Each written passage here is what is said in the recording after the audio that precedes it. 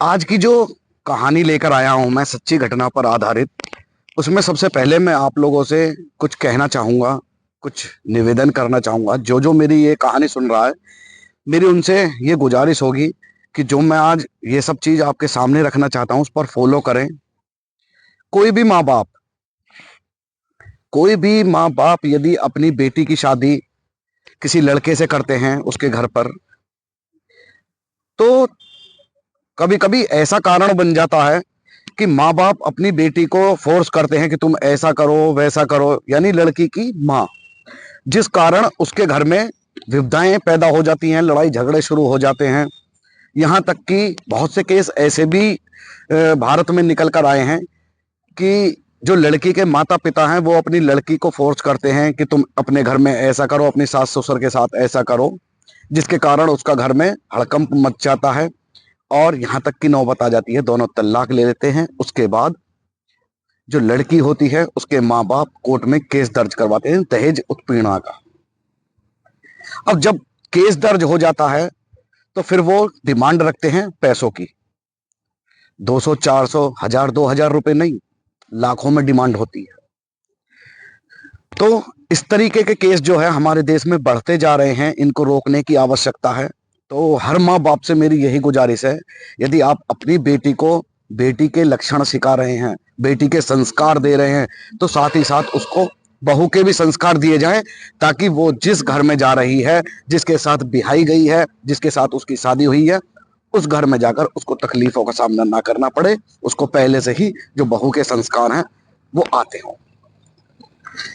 अभी बीते कुछ दिनों पहले एक केस आया था अतुल सुभाष का।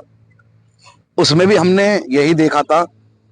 मैं काफी उनकी वीडियो देखी थी अतुल सुभाष की, जिसमें अतुल सुभाष की पत्नी ने अपने पति पर, जो अतुल सुभाष हैं, उन पर एक केस दायर कर दिया था दहेज उत्पीड़ना का, जिस पर वो बहुत ही मेंटलिटी परेशान हो गए थे। और उन्होंने यहां तक कह दिया था अपनी मृत्यु से पहले, जो वो अपनी चार पन्नों की स्क्रिप्ट लिख कर गए थे अपनी मौत से पहले, उसमें यह भी लिख दिया था कि मुझे दहेज उत्पीड़ना के लिए परेशान करा जाता है, अलग अलग तरीके से मुझे मेंटलिटी टॉर्चर किया जाता है। यहाँ तक कि जो अतुल सुभाष का बेटा था उसको भी अतुल सुभाष से नहीं मिलने दिया। तो यहाँ पर मैं आप लोगों को यह बताना चाहूंगा कि दुनिया की हर एक किताब में माँ के लिए बहुत कुछ लिखा गया है, लेकिन पिता के लिए इतना कुछ नहीं लिखा गया। ये मैं जानता हूं कि जो बीबी होती है, जो माँ होती है, वो घर को संभालने का काम करती है, लेकिन पिता भी उस परिवार को सींचने में अपना पूरा सहयोग लगा देता है, पूरा जीवन लगा देता है। पिता के लिए बहुत कुछ कम लिखा गया है हर जगह पर। जब अतुल सुभाष को अपने बेटे से नहीं मिलने दिया गया था, तो अतुल सुभाष पर क्या बीती होगी ये आप बखूबी जानते होंगे। एक पत्नी को अपने पति के साथ ऐसा दुर्व्यवहार नहीं करना चाहिए था, उसको बेटे से मिलाना चाहिए था। बेटे से बिना मिले अतुल सुभाष 4 पन्नों की एक स्क्रिप्ट लिखकर उन्होंने खुदकुशी कर ली। क्या थी वजह, क्या था ये पूरा मामला, आपने सुना ही होगा। तो आज ऐसी ही सच्ची कहानी लेकर मैं आपके बीच आया हूं। तो आदाब, नमस्कार, सत श्री अकाल। मैं दीपक शर्मा और आप देख रहे हैं अपना पसंदीदा चैनल दीपक शाना ऑफिशियल। दोस्तों, कहानी में आगे बढ़ूं उससे पहले मैं आपसे ये जरूर कहूंगा, अगर आप चैनल पर नए आए हैं तो चैनल को सब्सक्राइब कर लीजिएगा, बेल आइकन प्रेस कर लीजिएगा। कहानी पसंद आती है तो लाइक कीजिएगा, कमेंट में अपनी राय जरूर दीजिएगा। भारत भारत में एक राज्य पड़ता है मध्य प्रदेश, और मध्य प्रदेश में एक जगह जिला पड़ता है इंदौर। ये कहानी इंदौर जिले की है और नितिन पंडियार की। नितिन पंडियार हत्याकांड की है, मर्डर मिस्ट्री की है। किस तरीके से नितिन ने इस घटना को अंजाम दिया, सुनाते में गला भी मेरा बैठ रहा है और बहुत दुख हो रहा है कि आज मैं आपके बीच ये कहानी लेकर आया हूं। नितिन पंडियार अपने परिवार के साथ, परिवार में माता पिता, भाई बहन, भाभी, अच्छा भरा पूरा परिवार नितिन पंडियार का। नितिन पंडियार पेशे से एक कैफे चलाते थे और अच्छी खासी आमदनी हो जाती थी, रोजगार सही था, खर्चे चल रहे थे। 2019 में नितिन गटियार शादी करते हैं एक हर्षा नाम की लड़की से, जो कि राजस्थान की रहने वाली थी। 2019 में हर्षा से नितिन की शादी हो जाती है। शादी के 1-1.5 साल तक नितिन का परिवार बहुत अच्छे से चलता है। हालांकि इस बीच में जो हर्षा थी, उसके माँ बाप हर्षा से बात करते थे। धीरे धीरे 1-1.5 साल बाद घर का माहौल खराब होने लगता है। माहौल खराब होने की वजह थी कि हर्षा जो थी वो हमेशा नितिन से ये बोलती रहती कि मुझे आप जो है मेरे परिवार के साथ रहो, और जो आपका परिवार है उसे छोड़ दो, जिस पर नितिन को बिल्कुल भी मंजूरी नहीं देता था। नितिन हमेशा ये कहता था, देखो मेरे परिवार में मेरे माता पिता हैं, बहन है, भाई है, भाभी है, मैं इन सबको छोड़कर आपके परिवार के साथ नहीं रह सकता। तो इस बात को लेकर अक्सर घर में झगड़ा बना रहता था। नितिन ने बहुत समझाने की कोशिश की हर्षा को, लेकिन हर्षा नहीं समझ पा रही थी। इसी बीच हर्षा को एक पुत्र होता है। जब पुत्र होता है तो घर में कुछ दिनों के लिए खुशियां आ जाती हैं। हर्षा की भाभी, हर्षा की माँ, बहन हर्षा का बहुत अच्छे से ध्यान रख रही थी, ताकि अभी पुत्र हुआ है, जो इसके अंदर कमजोरियां हैं उसका ध्यान रखा जाए, इसका अच्छे से ध्यान रखा जाए, कोई काम ना कराया जाए। हर्षा भी बहुत खुश थी, नितिन भी बहुत खुश था। इसी तरीके से जब हर्षा को पुत्र हुआ, बेटा हुआ, तो हर्षा के परिवार से उसकी मम्मी का फोन आता है, और वो फिर से अपनी बेटी से यही बात कहती हैं कि तुम यहाँ आकर रहने लगो। जिस पर नितिन जो है उसे बिल्कुल भी मंजूरी नहीं देता कि अभी तो बेटा हुआ है, अभी कुछ दिन तुम यहाँ रह लो, हम मना नहीं करते, तुम भी अपने घर चली जाना, लेकिन कुछ समय अभी हमारे घर पर ही रहो, मम्मी पापा के साथ आपकी देख रेख होगी। इसको लेकर घर में फिर से तनाव हो गया। अब हर्षा ने नितिन से एक शर्त रख दी कि हम अलग रहेंगे ऊपर वाले फ्लोर पर, जिस पर नितिन भी तैयार हो गया कि तुम्हारी खुशी में ही मेरी खुशी है, और यदि तुम अलग रहना चाहती हो, विवाद से बचना चाहती हो, तो ठीक है, हम अलग रह लेते हैं। इस पर उसने अपने घर वालों से राय लेकर सबकी सहमति से हर्षा को फर्स्ट फ्लोर से, जो ऊपर वाला फ्लोर था, वो दे दिया। नितिन और हर्षा दोनों अब साथ रहने लगे ऊपर। अब हर्षा बिल्कुल बेफिक्र हो गई थी, उसे ना कोई कहने वाला था, ना कोई सुनने वाला था। नितिन को अपनी जो कैफे खोल रखा था, जो ड्यूटी थी, उस पर जाना होता। 9 बजे वो जाता, लेकिन हर्षा 11 बजे के समथिंग सोकर उठती। अब कहने वाला कोई था नहीं। कभी कभी ऐसा होता कि हर जो नितिन था वो भूखे पेट ही अपने काम पर चला जाता था, जिस पर कई बार नितिन की माँ ने इस तरीके से देखा। तो कोई भी माँ हो, वो अपने बेटे को यदि भूखा जाते हुए देखेगी तो उसको दर्द तो होता ही है। कई बार नितिन की माँ ने हर्षा को डांटा भी कि तुम 11 बजे उठती हो, ये क्या समय है, बहू बेटी का समय। इस तरीके से जो घर में एक सास जो है अपनी बहू को सिखाती है कि आपको सुबह उठना चाहिए, अपने बच्चों का ख्याल रखना चाहिए, तैयार करके स्कूल भेजना चाहिए, या अपने पति तुम्हारा ऑफिस जा रहा है तो उसको खाना बना कर देना चाहिए, अच्छे से खुशी से उसको ऑफिस में भेजना चाहिए, ताकि उसका दिन खुशी से बीते। तो यहाँ पर नितिन की जो माँ थी, उन्होंने हर्षा को यहाँ पर डांटा। समय बीतता है। नितिन भी कभी कभी ऐसा होता था कि हर्षा के कहने पर जब ज्यादा ही कुछ हो जाता तो कभी कभी वो अपने भाइयों को भी कह देता, उल्टा सीधा बोल देता था कि आपको कहने की जरूरत नहीं है, ये सब ये वो कह देता था।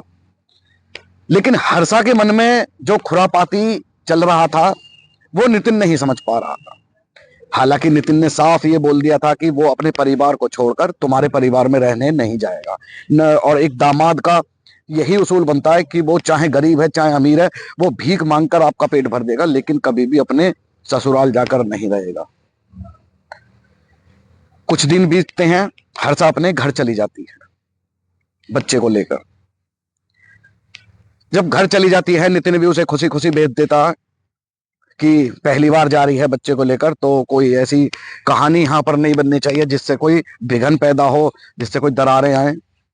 जब हर्षा अपने घर पहुंच जाती है, काफी दिन हो जाते हैं, नितिन बार बार फोन करता है अपनी सास को, हर्षा को, लेकिन हर्षा फोन नहीं उठाती। एक दिन सास को फोन करता है तो सास फोन उठाकर कहती है कि तुम्हारा हमारा कोई संबंध नहीं है और हर्षा तुमसे बात करना नहीं चाहती। जब नितिन ऐसी बात सुनता है तो वो मेंटलिटी उसे परेशानी होने लगती है, दिमागी तौर पर परेशान होने लगता है। हालांकि नितिन किसी से ये बात कहता नहीं है। माँ बाप भी बड़े परेशान कि ये जो घर में हो रहा है ये क्या हो रहा है, हमारी कुछ भी समझ में नहीं आ रहा, और करें तो अब क्या करें।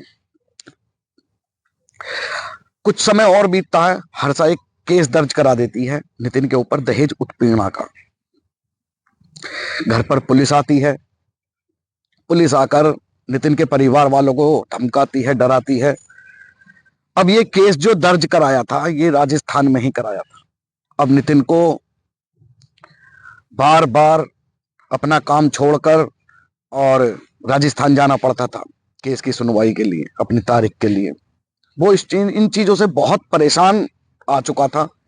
उसके समझ में ये नहीं आ रहा था कि आखिर हुआ तो ये हुआ क्यों, ऐसा हर्षा ने क्यों किया। हर्षा ने अलग अलग तरीके से उसको परेशान करना चालू कर दिया। इस बीच में ये होता है कि नितिन पंडियार जो थे उन्होंने 4 पन्नों की स्क्रिप्ट लिखी, जिसमें उन्होंने लिखा कि मैंने हर्षा के कहने पर ही अलग अलग कारोबार किया, अलग अलग यहाँ पर काम किया, कर्जा लिया, जिस कर्जे में मैं आज तक लोन ले लिया था, और मुझ पर इतना कर्जा हो गया है, और हर्षा भी मुझे छोड़कर चली गई है। दहेज उत्पीड़ना का मुझ पर केस दायर कर दिया है और 20 लाख रुपए की मुझसे डिमांड की है कि मुझे 20 लाख रुपए चाहिए। अब मुझ पर इतना सारा कर्जा है जो कि हर्षा की वजह से ही मैंने यहाँ पर अलग अलग कामों में लगाया था। मैं 20 लाख रुपए कहाँ से लाऊं। इधर पुलिस वाले जो हैं वो ये कहते हैं कि आप हमें 50,000 रुपए दे दो, आपके परिवार वालों का नाम इसमें से हटा देंगे, केवल आपका नाम रहेगा। मैं 50,000 रुपए कहां से दूंगा। बिल्कुल सही बात है नितिन की। जब उसने कुछ ऐसा किया ही नहीं है तो किसी का भी हक नहीं बनता कि उससे इस तरीके से पैसा मांगा जाए। हालांकि एक कांस्टेबल, एक एसआई, इसमें उन्होंने बाकायदा नाम लिया है जिन्होंने 50,000 रुपए की डिमांड की थी। नितिन अपने मौत से पहले एक पन्ने पर अपनी कहानी लिखता है। उसमें लिखता है कि अच्छी खासी जिंदगी थी, जब उसको मुझे छोड़कर जाना ही था तो शादी क्यों की, वो शादी से पहले भी बता सकती थी। कोई व्यक्ति अपने माँ बाप को, जिन्होंने किसी को जन्म दिया है, मुझे जन्म दिया है, मैं अपने माँ बाप को छोड़कर उसके माँ बाप के साथ क्यों रहूं। दहेज उत्पीड़ना के नाम पर मैंने कुछ नहीं मांगा, जिसका मुझ पर झूठा केस बनाकर हर्षा ने केस जो है दर्ज करा दिया है। 20 लाख रुपए की डिमांड करते हैं पुलिस वाले, 50 लाख रुपए की डिमांड करते हैं, ओ सॉरी 50,000 की डिमांड करते हैं। कहां से ला कर दूंगा मैं। मेरे पे इतना कर्जा है और ऊपर से मेरे पर दहेज उत्पीड़ना का केस लगा दिया है और 20 लाख रुपए की डिमांड रखी है। यदि हर्षा को यही सब करना था तो मेरे साथ शादी क्यों की। मेरा बेटा है, मेरी बहुत इच्छाएं करती हैं अपने बेटे से मिलने की, लेकिन मेरे को बेटे से भी नहीं मिलने दिया जाता है। उसने हम पर झूठा केस दायर कर दिया है, जिससे अगर मेरे घर पर कभी भी पुलिस आती है, मिडिल क्लास वाले जो लोग होते हैं उनके घर पर यदि पुलिस पहुंच जाए तो वो ये सोचते हैं कि हमारी बदनामी हो गई। यही नितिन पंडियार की फैमिली और नितिन पंडियार यहाँ पर सोच रहा था कि पुलिस आती है, हमारी इतनी बदनामी होती है, पुलिस भी आती है, घर बर्बाद हो गया, बीवी छोड़कर चली गई और बेटा जो है वो दिमागी तौर पर गुमसुम रहता है। उनके कुछ भी समझ में वहां पर नहीं आ रहा था। तो एक दिन नितिन पंडियार ये सब चीज लिखकर खुदकुशी कर लेते हैं और एक चीज और लिख कर जाते हैं वो, कि इस पर जो है सरकार को कानून बनाना चाहिए। ये जितने भी झूठे केस होते हैं, इस तरीके के लोगों को खुदकुशी करने पर मजबूर करते हैं, इस पर एक कानून जरूर बनना चाहिए। आज अभी पिछले बीते दिनों में नितिन सुभाष थे, आज मैं हूं, और आने वाले समय में न जाने कितने मैं होंगे जो इस तरीके की का शिकार बनेंगे। तो आज की कहानी थी नितिन पंडियार की, जो कि मध्य प्रदेश के इंदौर जिले से थी। नितिन पंडियार अब इस दुनिया में नहीं है। काफी दुखों का सामना करने के बाद आखिरकार उन्होंने मौत को चुना।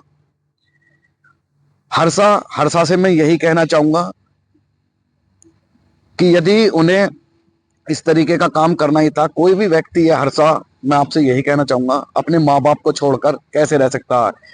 जब आप अपने माँ बाप को नहीं छोड़ पा रही थी, अपने माँ बाप के कहने में आकर आपने अपने घर को खत्म कर लिया पूरे तरीके से, तो वो बंदा जो बिल्कुल निर्दोष था वो अपने माँ बाप को कैसे छोड़ देता।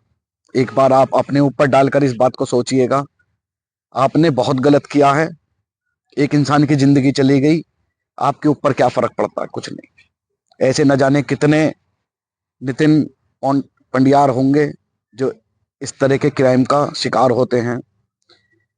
ऐसे नितिन पंडियार ने तो यहाँ पर अपनी सारी जो जुड़ी हुई बातें थी वो शेयर कर दी, लेकिन ऐसे और भी जाने न जाने कितने नितिन हैं जो गुम चुप होकर इन चीजों को सहन करते हैं, कभी किसी के सामने नहीं लाते। क्यों? क्योंकि एक मिडिल क्लास व्यक्ति यही चाहता है कि मेरे घर की बदनामी ना हो, मेरा घर उसी तरीके से बना रहे, मेरे साथ मेरे माँ बाप रहें, भाई रहें, बहनें रहें, मेरी बीवी भी रहे, और जो मेरी ससुराल वाले हैं वो भी बने रहें। तो शुरू में जो मैंने आपसे बताया था कि कोई भी व्यक्ति अपनी बेटी की शादी करता है, उसे बेटी के तो संस्कार सिखाओ, लेकिन साथ ही साथ बहू के संस्कार सिखाने की भी बहुत जरूरत है। और उम्मीद करता हूं कि जितने भी लोग मेरी ये वीडियो देख रहे हैं वो हमेशा अपनी बेटी से राजी खुशी की बात जरूर करेंगे, कभी भी अपनी बेटी का घर बर्बाद करने की बात नहीं करेंगे। मैं ये नहीं कहता कि आप अपनी बेटी से बात मत कीजिए, बात कीजिए, उसकी राजी खुशी लीजिए। यदि बेटी परेशान है तो उस पर उससे पूछिए कि तुझे परेशानी क्या है, तेरे साथ कोई गलत तो नहीं हो रहा। मैं ये बात नहीं कहता, लेकिन कभी भी अपनी बेटी की जिंदगी में, घर में आग लगाने की कोशिश मत कीजिएगा, घर बर्बाद हो जाता है। अब नितिन इस दुनिया में नहीं है, लेकिन ऐसे और भी न जाने कितने नितिन हैं जो इस दर्द को बिना किसी को बताए सह रहे हैं। तो आज की कहानी आपको कैसी लगी? उम्मीद करता हूं बहुत अच्छी लगी होगी। इस कहानी को सुनाने का उद्देश्य किसी की भावनाओं को ठेस पहुंचाना नहीं है, केवल आपको जागरूक करना है, सतर्क करना है, क्योंकि सावधानी ही हमारी सुरक्षा है। सावधान रहिए, सुरक्षित रहिए, अपना ख्याल रखिए, अपनों का ख्याल रखिए। मिलता हूं आपसे ऐसी ही एक सच्ची कहानी के साथ। तब तक के लिए जय हिंद, जय भारत।